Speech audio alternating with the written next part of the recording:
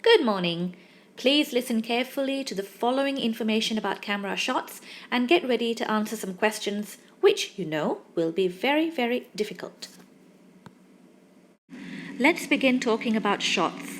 The establishing shot is usually the first shot you see in a scene or a film, and it tells you where the action will be. For example, you know that friends are going to meet in the city of New York because we can see the city of New York behind the word friends. Over here we can see how the action will be at Hogwarts School of Witchcraft and Wizardry, which is of course where Harry Potter and his friends go. It sets up the scene, it tells you where the action will be, and that is the purpose of an establishing shot. It establishes the scene. This is a medium shot of Cat from the Hunger Games. It generally shows a person's torso. It shows enough to see what they're doing, a little bit of the background. It shows you a little bit of what's going on. Here we have a medium shot of Jennifer Aniston posing for a magazine cover. Again, we can see her torso. Then we have Snow White. And I'm sure you all know Snow White. She is showing how beautiful she is, the clothes she's wearing, and a little bit of the background again. The next shot we're going to look at is a long shot.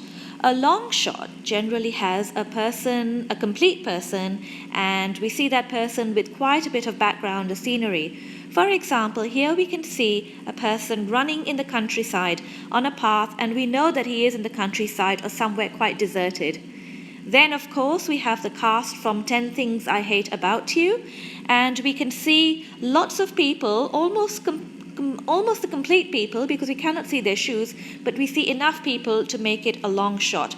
A long shot shows what's happening, who it is, and quite a bit of the background. So this enables us, as the audience, to get a feel for what's happening and where it is happening at the same time. Then we have an extreme long shot, which is shot from very, very far away. For example, we can see these boats going to the big ship in the sea. We can see Peter Pan flying way above London with Wendy, John and Michael. We can see the setting for the Lion King, the sun rising in the east in the distance.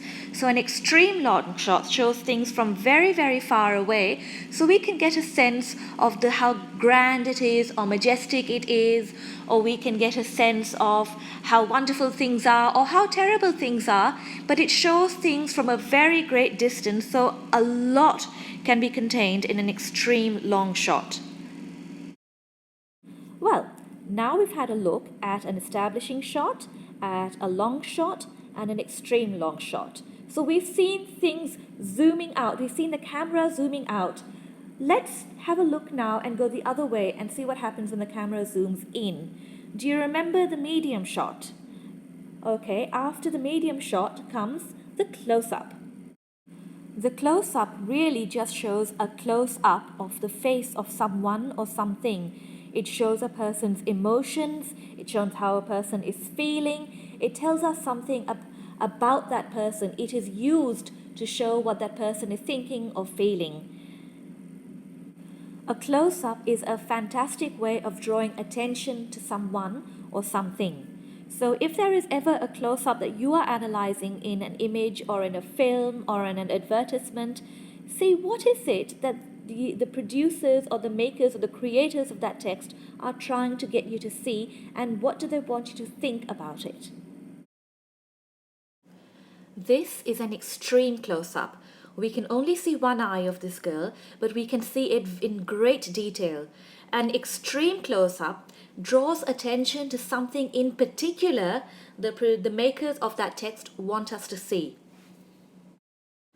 In this extreme close-up shot of a person's eye, for example, we can see the reflection of a place, of a setting in the eye, which tells us that the person is looking at this place and is thinking about this place, whether he's thinking about it in a happy way, or whether he's angry, whether he resents it, whether he hates it, whether he's going to do something to it. We don't know yet, but there is something of significance in this reflection of the place in this person's eye.